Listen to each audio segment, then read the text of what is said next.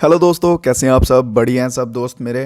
तो आज की क्लास के लिए आप सभी भाई रेडी हैं? जीके जीएस की एक और धमाकेदार जो है वो क्लास आपके सामने लेकर आ चुका हूं। ठीक है, आज की क्लास के 20 क्वेश्चन जो हैं दमदार क्वेश्चन होने वाले हैं और इसमें से आपको टारगेट जो है आज 15 प्लस का टारगेट जो है आपको दे रहा हूँ।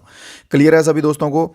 एक बार जल्दी से कमेंट बॉक्स में बता दीजिए, आवाज़ वगैरह सब क्लियर आ रहा है, दिख वगैरह सब ओके रहा है, कोई इशू तो नहीं? ठीक है, अगर सब ओके है तो चलते हैं, बढ़ते हैं अपनी क्लास की तरफ और बाकी बातें जो रहेंगी वो बीच में करते रहेंगे।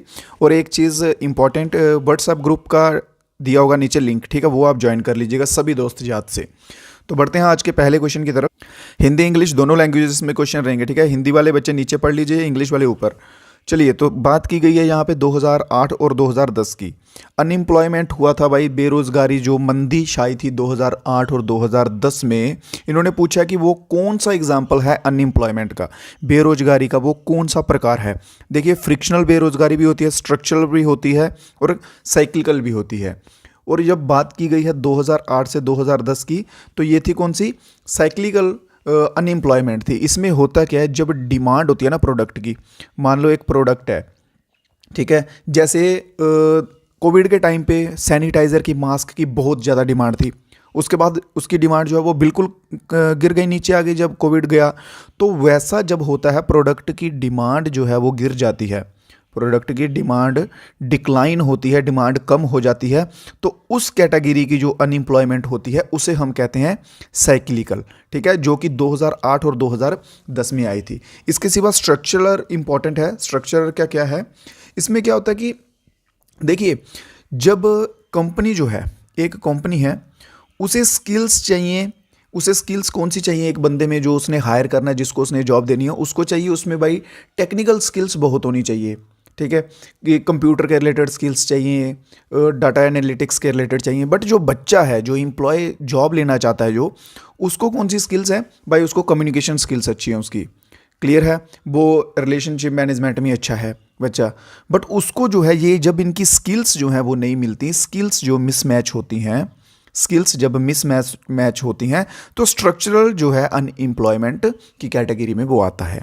साइक्लिकल और स्ट्रक्चरल दो इंपॉर्टेंट टाइप के अनएम्प्लॉयमेंट हैं, जो कि ध्यान रखिएगा। बढ़ते हैं अपने नेक्स्ट क्वेश्चन की ओर। नेक्स्ट क्वेश्चन क्या कहता है? Which among the following socio religious community was founded by Raja Ram Mohan Roy? Raja Ram Mohan Roy के द्वारा मेरे भाइयों, इनमें से कौन सी सोशो रिलीजियस कम्युनिटी पूछा गया है यहाँ पे, जो राजा राम मोहन रॉय के द्वारा फाउंड की गई है? मोस्ट इंपॉर्टेंट क्वेश्चन बनता है और ऑलमोस्ट एग्जाम्स में ये क्वेश्चन जो है वो पूछा जाता है। क्लियर है? तो ये जो है भाई कब की गई थी फाउंड? मैं फाउंड बता देता हूँ, 1828 में फाउंड की गई थी। और इसका नाम क्या था? इसका नाम था ब्रह्मो समाज। क्या नाम था भाई? इसका नाम था ब्रह्मो समाज। और इसका मकसद क्या था? इसका मकसद था भाई, उस टाइम पे जो भी चीज़ें होती थी ना, रिचुअल्स, बड़े कर्म कांड होते थे, सैक्रिफाइस होते थे जानवरों के, उन सब से अलग करना लोगों को, वो इसका मेन जो है वो मोटिव था। क्या था मेन मोटिव? वो बोलते थे परमात्मा जो है उनकी सेवा आप करो, उनकी वर्शिप करो, ठीक है, इनकी वर्शिप ना करो। तो ये जो इसका मेन मोटिव था ब्रह्मो समाज का, जो कि किसके द्वारा फाउंड किया गया था मेरे भाई? राजा राम मोहन रॉय के द्वारा। इनके सिवा एक दो इंपॉर्टेंट चीज़ें और लिख लीजिए। प्रार्थना समाज मेरे भाई इंपॉर्टेंट है, जो लिखवाता हूँ वो लिख लीजिएगा, मैं कह रहा हूँ, ठीक है, ये इंपॉर्टेंट है। फिर एग्जाम में आएंगे, फिर आप बोलोगे सर आपने पढ़ाया तो था बट याद भूल गया। ये चीज़ नहीं आनी चाहिए, ठीक है। तो लिखो, प्रार्थना समाज लिखो। आत्माराम पांडुरंग, क्या है? आत्माराम पांडुरंग के द्वारा प्रार्थना समाज आया, ठीक है, ये इनके द्वारा आया। इसके सिवा आर्य समाज आता है, आर्य समाज भी इंपॉर्टेंट है। आर्य समाज किसके द्वारा आया है? दयानंद सरस्वती, दयानंद सरस्वती। नोट्स बनाते जाइए, लिखते जाइएगा साथ साथ में, तो बेस्ट रहेगा आपके। ठीक, ये आर्य समाज इसके द्वारा है, आर्य समाज। यहाँ ऑप्शंस छोड़िए, ठीक है। आर्य समाज दयानंद सरस्वती जी के द्वारा आया है। बाकी और भी बहुत से समाज हैं, उनकी मैं आपको जस्ट क्लास खत्म होने के बाद आपको व्हाट्सएप ग्रुप पे जो है वो लिस्ट एक भेज देता हूँ, जो कि मोस्ट इंपॉर्टेंट रहेगी। जैसे रामकृष्ण मिशन हो गया, अलीगढ़ मूवमेंट हो गया, फिर इसके सिवा जंग बंगाल मूवमेंट। जंग बंगाल मूवमेंट तो आपको मैंने लास्ट क्लास में भी करवाया था। अगर किसी भाई को याद है तो जल्दी से कमेंट बॉक्स में उसका आंसर दीजिए। जंग बंगाल मूवमेंट जो है उसका मैंने आपको लास्ट टू लास्ट क्लास में करवाया था। ठीक है, तो चलिए बढ़ते हैं अपने तब तक नेक्स्ट क्वेश्चन के ऊपर। Who among the following Mughal empire built Sheesh Mahal इन आगरा? शीश महल जो है वो कौन से मुगल एम्पायर के द्वारा बनाया गया है? शीश महल की बात की गई है भाई, तो शीश महल जल्दी से बता देंगे सभी दोस्त जो है वो किसके द्वारा बनाया गया है। बिल्कुल बिल्कुल, देखिए एक चीज़ आपको एक मैं ट्रिक के तौर पे एक चीज़ बता देता हूँ। अगर आगरा की बात आ जाए ना कि आगरा में कौन से मुगल ने बनाया, तो आगरा में आप ऑलमोस्ट जा सकते हैं शाहजहां के साथ। किसके साथ जा सकते हैं? शाहजहां के साथ, क्योंकि आगरा में ऑलमोस्ट चीज़ें जैसे ताजमहल हो गया, शीश महल हो गया, रेड फोर्ट हो गया, जामा मस्जिद हो गई, ये सब जो है ऑलमोस्ट चीज़ें जो हैं ये किसने बनाई हैं? शाहजहां ने बनाई हैं। अगर बात की हो कहाँ की? आगरा की।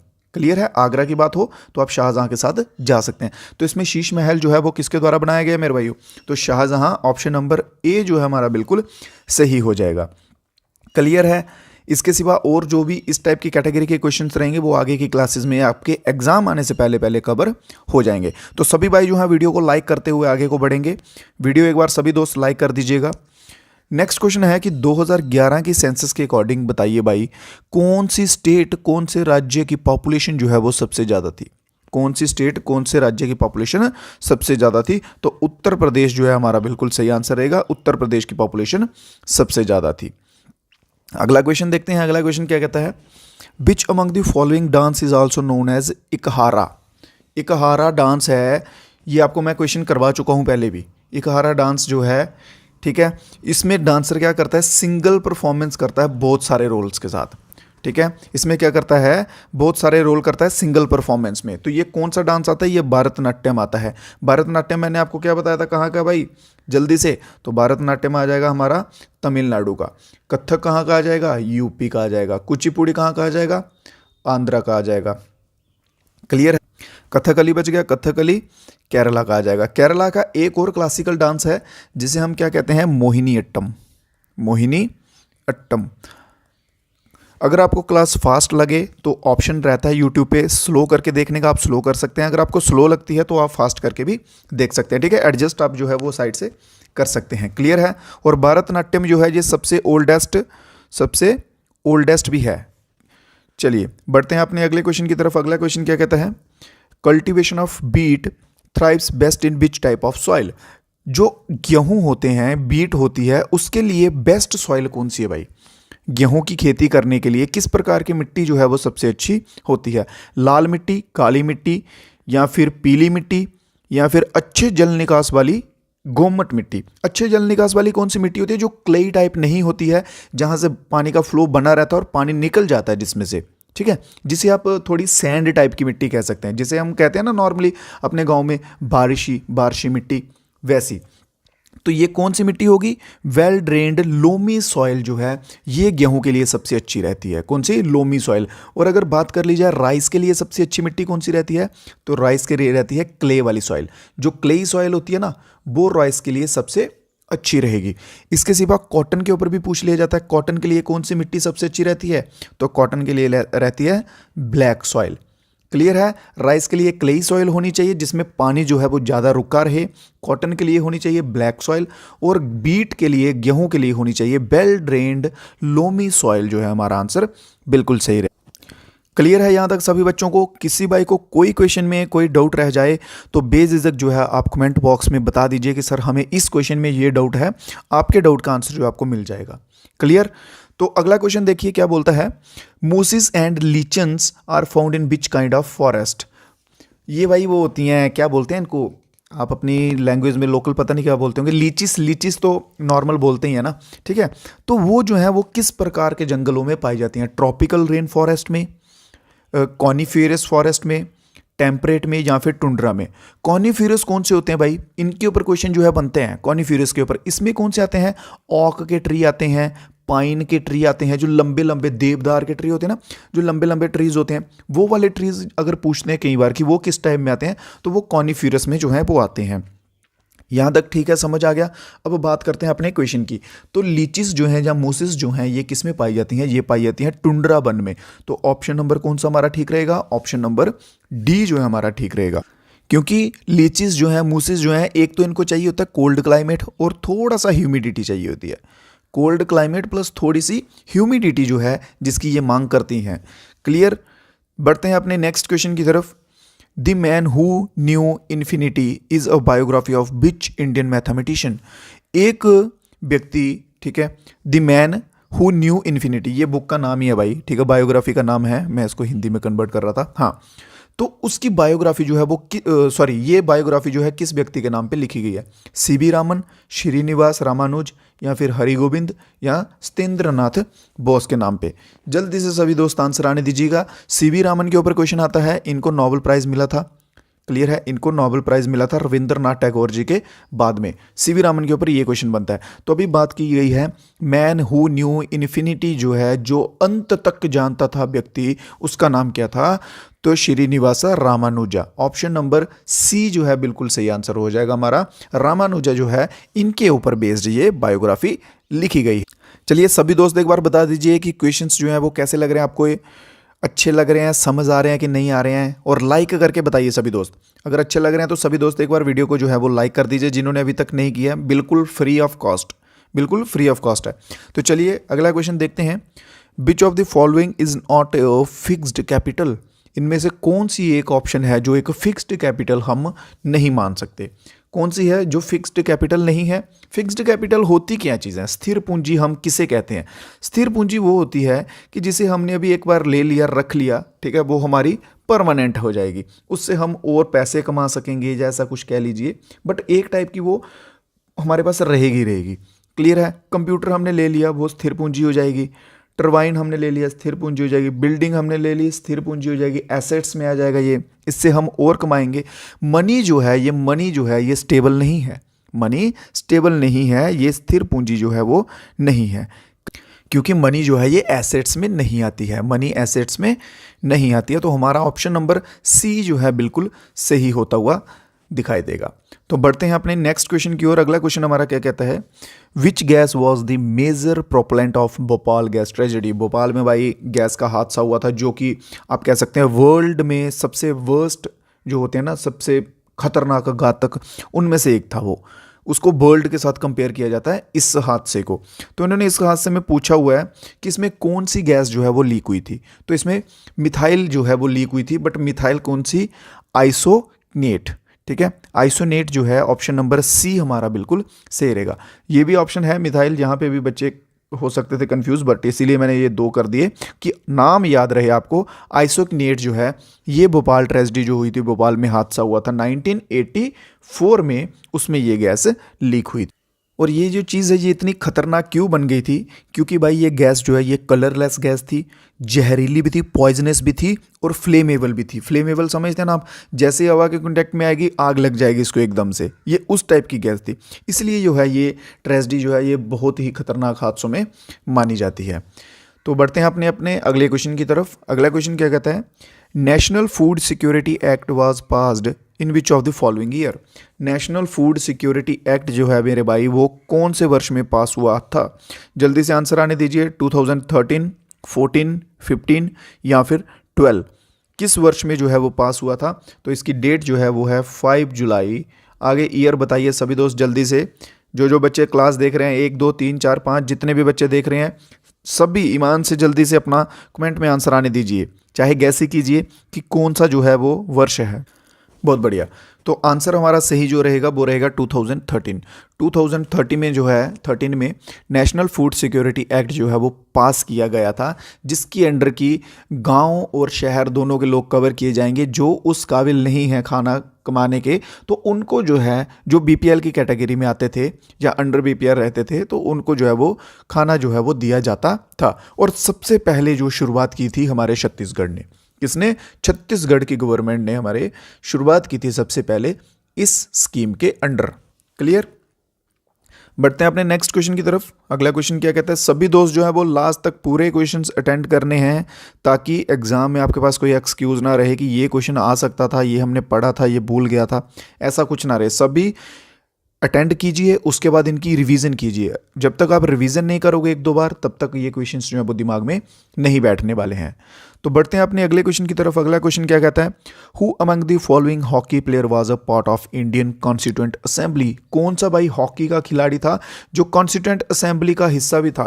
कौन सा हॉकी का खिलाड़ी था जो कॉन्स्टिट्यूएंट असेंबली का हिस्सा भी था। कॉन्स्टिट्यूएंट असेंबली पे क्वेश्चंस आपको करवा चुका हूँ ऑलरेडी, बार बार जो है एक बार जो चीज़ करवा दूंगा पीछे, वो आगे रिपीट करने की ज़रूरत नहीं पड़नी चाहिए, क्योंकि क्लासेस जो है आपकी लगातार आ रही हैं, कॉन्स्टेंटली आ रही हैं। आप ध्यान से क्लासेस सभी अटेंड कीजिए और उन्हीं से क्वेश्चंस जो हैं वो बनाइए। क्लियर? तो चलिए जल्दी से को क्या आंसर रहेगा? जयपाल सिंह मुंडा जो है ये हमारे बिल्कुल सही आंसर रहेंगे। ये कॉन्स्टिट्यूएंट असेंबली के जो हैं वो मेंबर भी रहे हैं। कहाँ से थे ये कहाँ से थे? ये अपने बिहार से थे। कहाँ से? बिहार से। और ये हॉकी के कैप्टन भी थे। हॉकी टीम के, अपनी इंडिया की टीम के कैप्टन भी थे। बात की जा रही है बिहार की, तो भाई सन 2000 में बिहार से एक पार्ट को अलग किया गया था, जिससे क्या बनाया गया था? झारखंड। क्या बनाया गया था? झारखंड बनाया गया था बिहार से अलग करके सन 2000 में, और जो कि 28 नंबर की स्टेट बनी थी। 28 नंबर का राज्य जो है वो झारखंड बन गया था। बढ़ते हैं अपने अगले क्वेश्चन की ओर। अगला क्वेश्चन क्या कहता है? इन 1956 में प्रमुख which of the following award did Rukmini Devi Arundale and eminent Bharatanatyam dancer receive? देखिए रुक्मणी देवी जो हैं ये भाई भारतनाट्यम का डांस करते हैं। क्लियर है यहाँ तक? और इनको जो है वो इस फील्ड में कौन सा अवार्ड जो है वो मिला था? तो इनको मिला था पद्मा भूषण। कौन सा मिला था? पद्मा भूषण मिला था। एक भूषण होता है, एक विभूषण होता है, ठीक है? इन दोनों में जो है वो डाउट नहीं करना है, दोनों को ध्यान से पढ़ लीजिए। रुक्मणी देवी जी को कौन सा मिला था? पद्मा भूषण मिला था। और ये किस डांस कैटेगरी में थे, किस डांस की फॉर्म में थे? तो ये थे भारतनाट्यम की। तो भारतनाट्यम कहाँ का है? तमिलनाडु का है। और भारतनाट्यम सबसे ओल्डेस्ट जो है वो डांस फॉर्म है। क्लियर यहाँ तक?